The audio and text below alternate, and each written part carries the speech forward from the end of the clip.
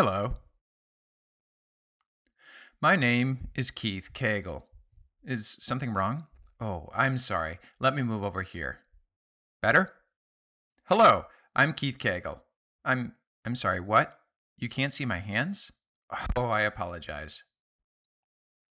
There. That's better. My skin color contrasts with my shirt. Hello. My name is Keith Cagle. You you don't like what the PowerPoint looks like?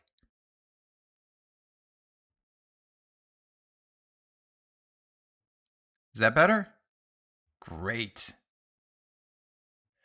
Today, I will be presenting on effective public presentation in American Sign Language. Are you ready for me to move on? All right, next.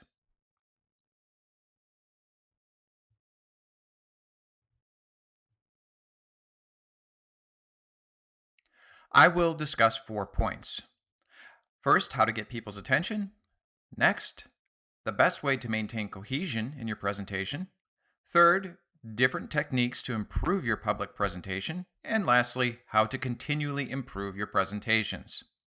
Okay, now let's start with the first point, getting people's attention.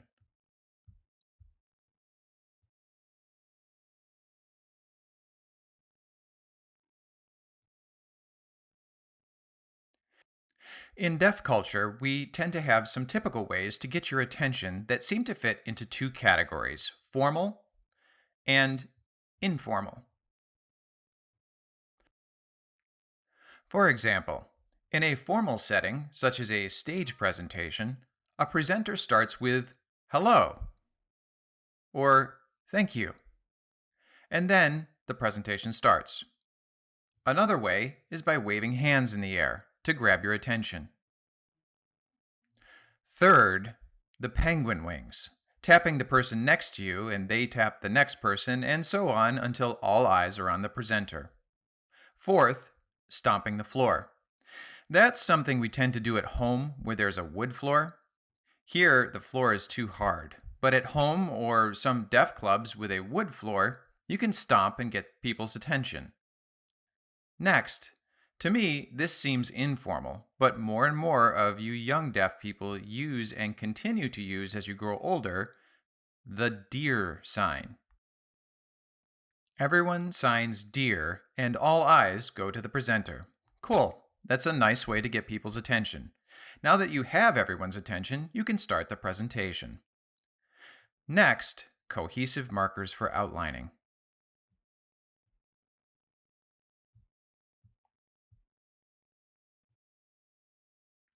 This is a list of the various ways I make my presentation flow from one topic to the next. First, finger ranking. I start the presentation with the first point ranked on my first finger, present, move to the second point on the middle finger, and so on. Next, put aside. I start my lecture, then take that concept and push it to the side. Continue with the next point and push that to the side. Off point. Start with the lecture, then show this topic is off the point, explain the side point, which leads to the next marker, indicate getting back to the main point, and continue the presentation. Next, plus. Start the lecture, use the plus sign, and describe the addition. Move forward. Lecture, sign, move forward, and continue to the next point. Hand rest. Lecture, fold the hands, and rest or pause. Make the next point, then rest. That's called the hand rest. Finally, head movements.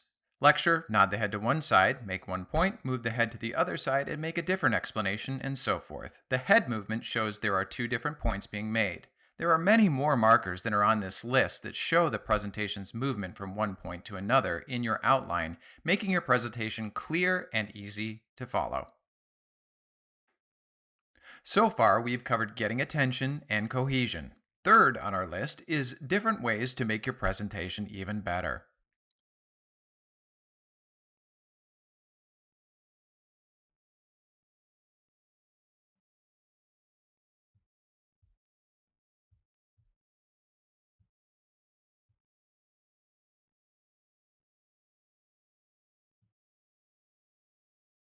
Is everyone finished reading the slide? Okay, now these are different ways to help your presentation be clear and flow smoothly. First, lighting. Lighting is vitally important. It is important to avoid bright lights from behind you, such as a window. Make sure your background is well lit, but avoid lights shining directly from the background. Next, it is important to stand to the side of the PowerPoint, not in front of the slides. Keep a good distance between you and the presentation so people can clearly see both you and your presentation at the same time. Another important point is the background of your presentation. Keep the background dark and your text easily readable, colored white.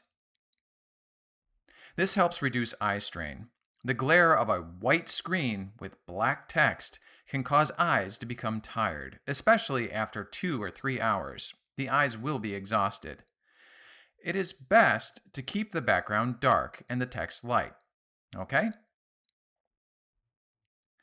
Next, the size of your type font should be a minimum of 24 points. A size of 18 or 16 is too small and difficult to read, so it's best to keep your type at least 24 points, or 28 or 32, in that range. That size is comfortable for the eyes to read from a distance.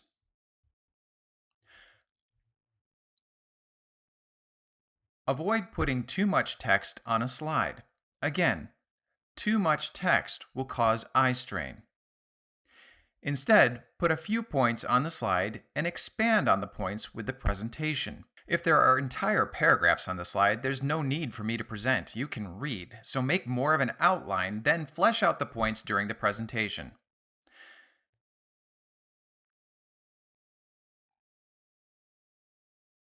This next point is important. Oftentimes, when changing to a new slide, the presenter immediately starts the presentation and forces the audience to jump back and forth between the presenter and the presentation. This can lead to missed information. A better approach is, after a slide change, the presenter reads the points along with the audience. When the entire slide is read, then start the presentation. It's more comfortable for deaf audiences to read the slide, then watch the presentation.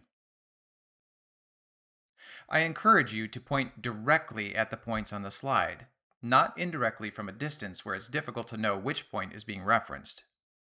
The PowerPoint is your friend. Use it by pointing directly.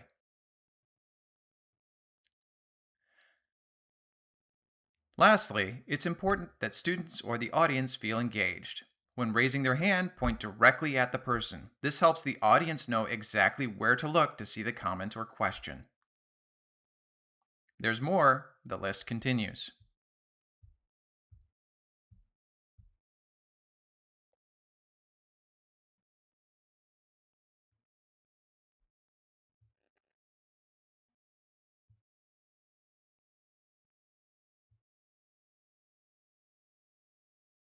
Finished reading? Okay. It's important to use a larger signing space so the audience can see clearly. In a more intimate setting, it's fine to use a smaller signing space. Presenting requires a bigger signing space to be seen clearly. Also, when you're on stage with an audience, sign a little bit slower so people in the back can clearly see the presentation. Also, use formal fingerspelling. Not too fast like this, but slow and clear like this.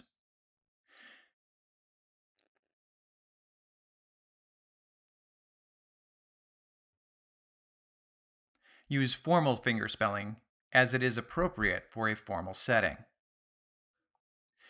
You might be thinking, leg language? That's strange. Some presenters, when making a point, will stomp their leg. The leg motion is connected with the ASL and can emphasize different points. Watching a presentation with leg language is really nice in that it connects the whole body with the presentation. That's a trait of a skilled presenter. It is important to maintain eye contact with the whole audience. Avoid focusing too much on only one area, as that ignores the rest of the audience. Allowing your eye gaze to move around the audience makes everyone feel engaged in the presentation, workshop, or class.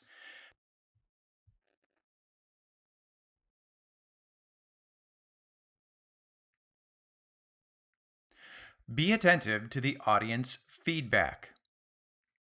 A nod of the head or other gestures are the listener's feedback and will help me know you understand and are tracking with the presentation.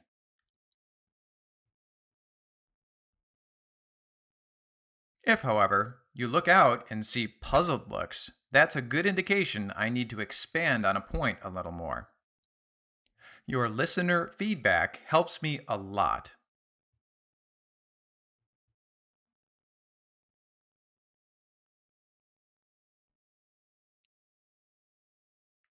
It's nice to have different colors on a slide. You see here the outline text is white, the heading is green, and part 2 is blue. The different colors show separate parts of the slide, and it's very helpful and makes your presentation more attractive.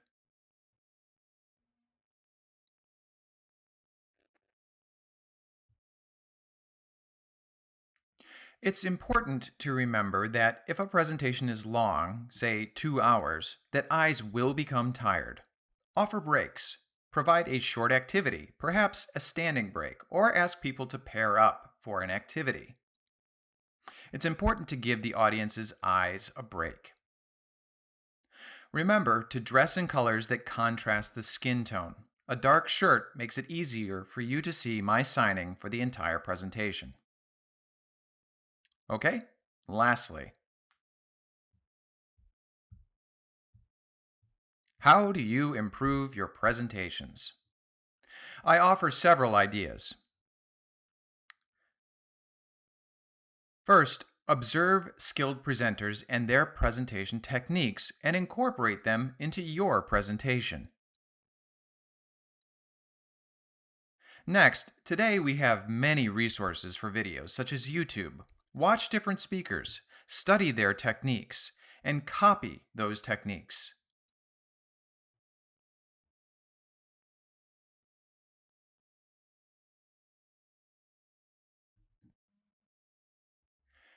You can video record your presentations and analyze your work.